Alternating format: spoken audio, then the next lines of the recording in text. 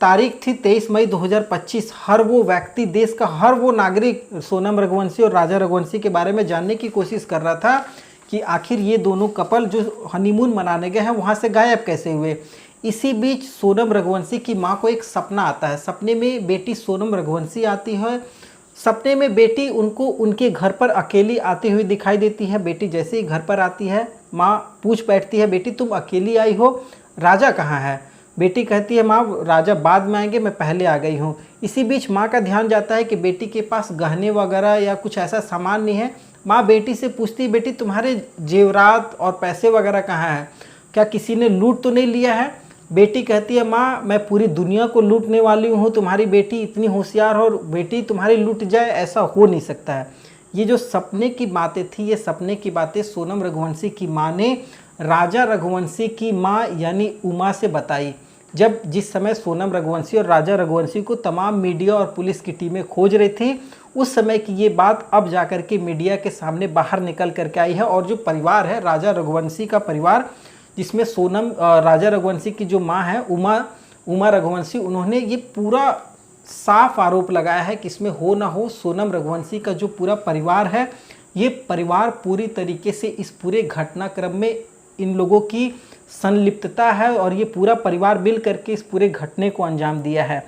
क्या है ये पूरी सच्ची घटना? आज इस कहानी के माध्यम से हर एक कड़ी को हम लोग जानने की कोशिश करेंगे कि आखिर पुलिस को कैसे शक हुआ कि सोनम रघुवंशी ही इस केस में असली खिलाड़ी है और कैसे पुलिस उसकी गिरबान तक पहुंचती है। आज आपको ये पूरी कहानी के माध्यम से जानकारी मिलेगा। नमस्कार, मैं सत्या सिंह और आप देख रहे हैं द बुड़बक मंच। दरअसल आज की जो पूरी सच्ची घटना है, ये घटना मध्य प्रदेश के इंदौर शहर की है। वो इंदौर शहर जहाँ के रहने वाले दो सबसे फेमस कपल सोनम रघुवंशी और राजा रघुवंशी, जिनकी शादी होती है परिवार की पत्रिका के अनुसार। बताया जाता है कि रघुवंशियों में नवरात्र के समय में एक पत्रिका छपती है जिसमें उस समाज से बिलोंग करने वाले सभी लोग अपने अपने समाज की जो भी शादी योग्य लड़के या लड़कियां होते हैं उस पत्रिका में अपना नाम डलवाते हैं। और उस पत्रिका में जब नाम छपती है तो बहुत से ऐसे परिवार जिनको अब आप एक तरीके से कह सकते हैं मैट्रिमोनियल टाइप से साइट जैसे होती है मैट्रिमोनियल साइट, उसी तरीके से ये पत्रिका भी वर्क करती है। इसमें जो भी परिवार अपने योग्य, जैसे अगर लड़की का परिवार है तो उसे लगता है कि लड़का हमारे योग्य है तो उस परिवार से जाकर के बात करता है। यहाँ भी सेम उसी तरीके की बात होती है। सोनम रघुवंशी के जो पिताजी थे, जिनकी प्लाईवुड की बिजनेस थी, तो वो अपनी बेटी का नाम उस पत्रिका में छपवाते हैं और एक तरफ राजा रघुवंशी का भी नाम उस पत्रिका में छपा होता है। तो सोनम रघुवंशी के जो पिताजी होते हैं लगभग 6-7 लड़कों को तय करते हैं उनसे शादी की बातचीत आगे बढ़ाने के लिए। उसमें फाइनल होता है राजा रघुवंशी का परिवार। तो सोनम रघुवंशी का परिवार धीरे धीरे अब शादी की तैयारियां अपने अंदरूनी स्तर से शुरू कर देता है और इसकी खबर सोनम रघुवंशी को लग जाती है।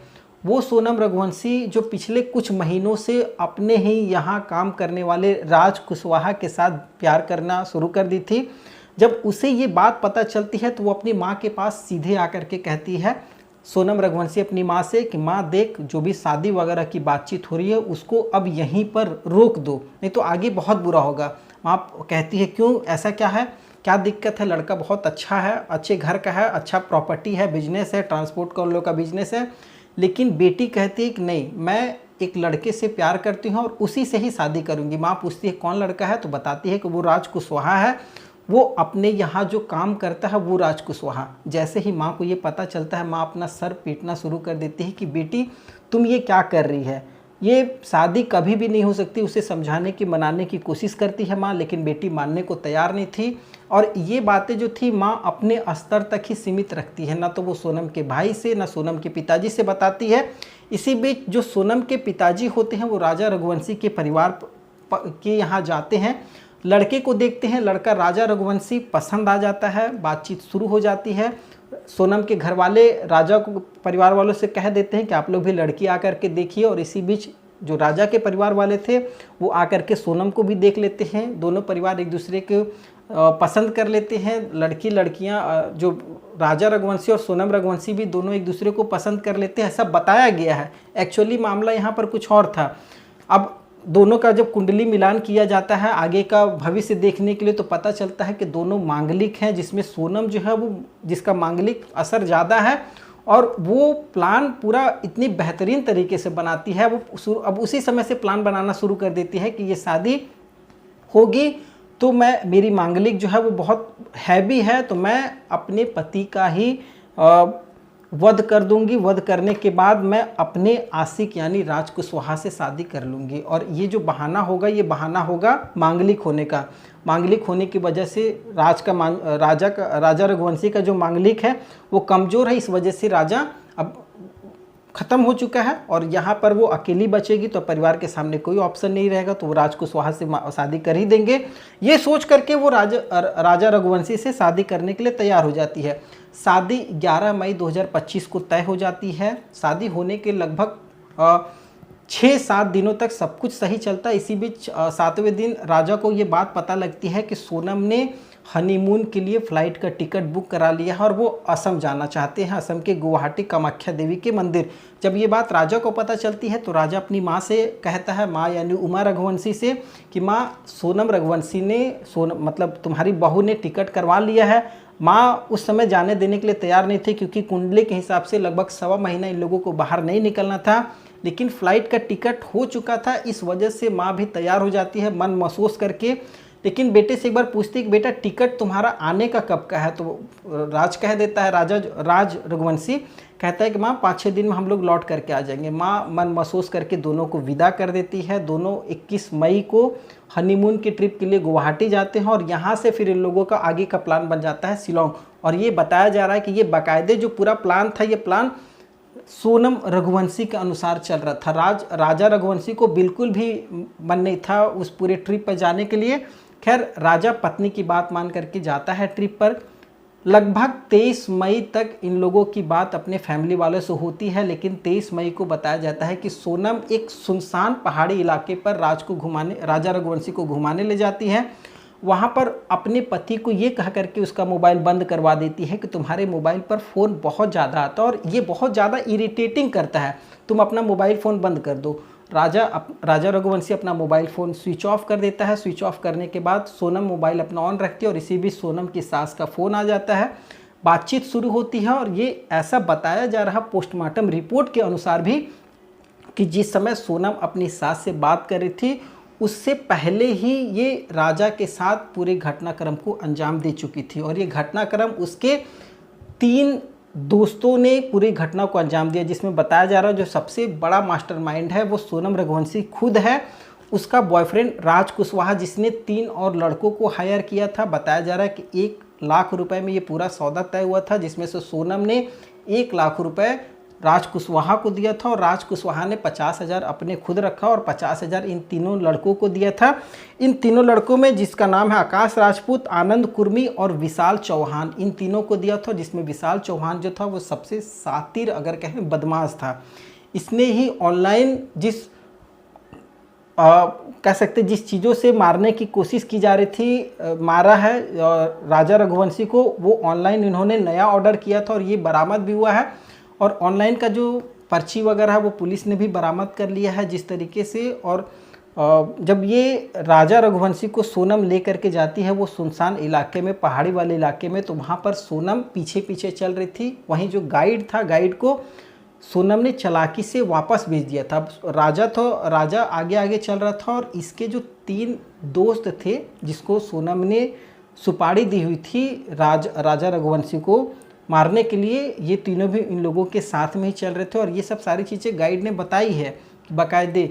अब ये जो सोनम के साथ जो लड़के पहले से इन्वॉल्व थे इस पूरे घटना को अंजाम देने के लिए, जैसे ही सुनसान इलाका आता है सोनम जोर से विशाल को कहती है कि अब इसे ख़त्म कर दो और विशाल पीछे से जाकर के राजा के सर पर उस औजार से मारता है और मारने के बाद जैसे ही राजा गिरता है उसके आगे सर पर मारता है और मारने के बाद ये लोग राजा को गहरी खाई में फेंक देते हैं और इस खाई से लगभग 12-13 दिन के बाद पुलिस उस जगह से 12-13 दिन नहीं, लगभग 8-9 दिन के बाद पुलिस उस खाई से राजा की लाश को बरामद करती है। बरामद करने के बाद पोस्टमार्टम होता है। पोस्टमार्टम में जब ये सारी चीज़ें निकल करके आते कि इस तरीके से मारा गया है, तब अब धीरे धीरे मामला यहाँ से किसी को भी नहीं पता था कि सोनम कहाँ है। सोनम गायब थी लेकिन राजा बरामद था। सब अपने तरीके से अनुमान लगा रहे थे, कोई कह रहा था बांग्लादेश वाले हो सकता है काम किए होंगे, या फिर कोई ऐसा गैंग होगा जो वहाँ पर शिलोंग में रह कर के इस पूरी घटना को अंजाम दिया होगा।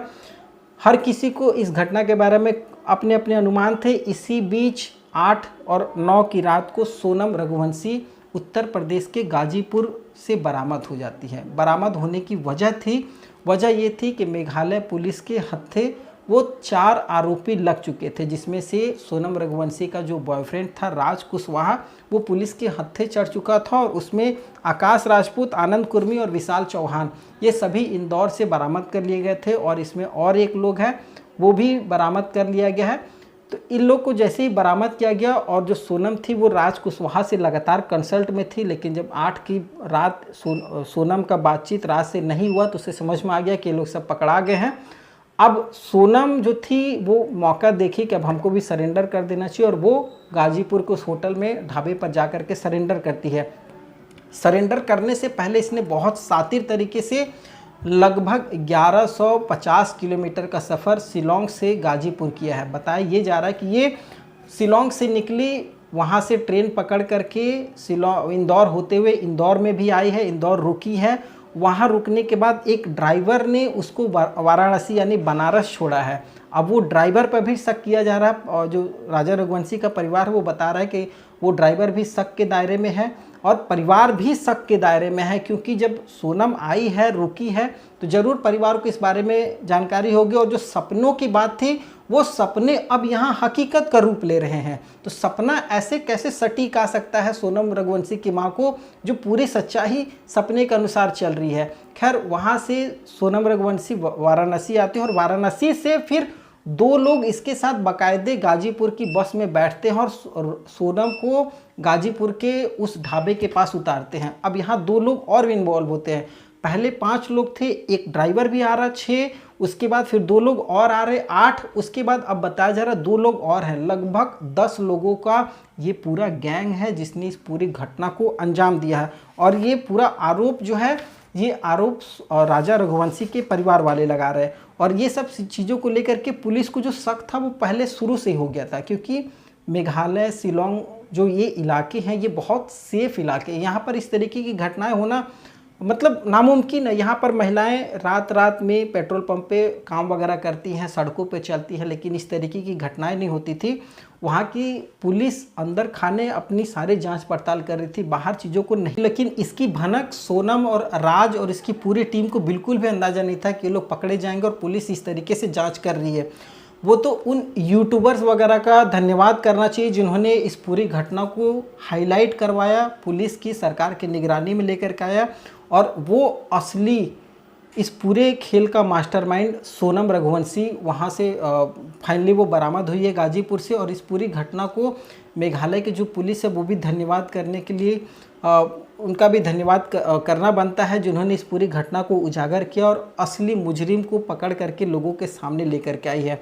वहीं उत्तर प्रदेश पुलिस जिसने सोनम रघुवंशी को रिकवर किया था गाजीपुर से, वो लोग भी बता रहे हैं अंदर खाने कि वो इस तरीके का बिहेव कर रही थी जैसे उसे बिल्कुल भी इस चीज़ों का गम नहीं है कि उसने अपने पति को खोया है। कोई भी महिला चाहे कैसी भी हो, अगर उसके पति के साथ कुछ भी गलत हुआ तो वो इस तरीके से टूट जाती है, या मतलब बिहेव होता है कि लगता है कि नहीं उसने कुछ खोया। लेकिन सोनम के चेहरे पर जरा से भी सिकन तक नहीं थी कि उसने अपने पति को खोया। और आजकल की लड़कियां पता नहीं क्या चाहती हैं, इतना वेल सेटल्ड परिवार जिसका कंस्ट्रक्शन का अपना बिजनेस हो, इतनी अच्छी प्रॉपर्टी हो, हर वो चीज़ वो परिवार देने की कोशिश करता, और हो सकता भविष्य में वो सारी खुशियाँ देता जो सोनम रघुवंशी इन हरकतों के बात करें तो इसके अनुसार वो डिज़र्व नहीं करती थी।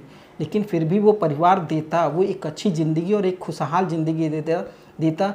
लेकिन वो राज कुशवाहा जिसका ना तो कोई कैरियर है, वो उसके यहाँ खुद एक एम्प्लॉय बन कर के काम कर रहा है, और उसके साथ वो एक हंसते खेलते हुए परिवार को बर्बाद कर ली। माना कि अगर तुम राज कुशवाहा से प्यार करती थी तो तुम्हें समय रहते उसके साथ शादी करनी चाहिए था, या तुम मना कर देती, या फिर तुम और कुछ और ऑप्शन, बहुत सारे ऑप्शन थे। इसमें किसी को हमेशा के लिए ख़त्म कर देना ये कोई ऑप्शन या कोई सॉल्यूशन नहीं था।